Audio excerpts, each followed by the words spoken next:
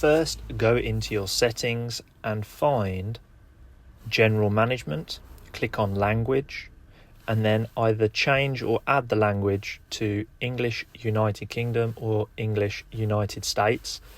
US will change into square foot on the calculator, and UK English will go to square meters. So just change the language and it will change the calculator measurements from square meters to square foot.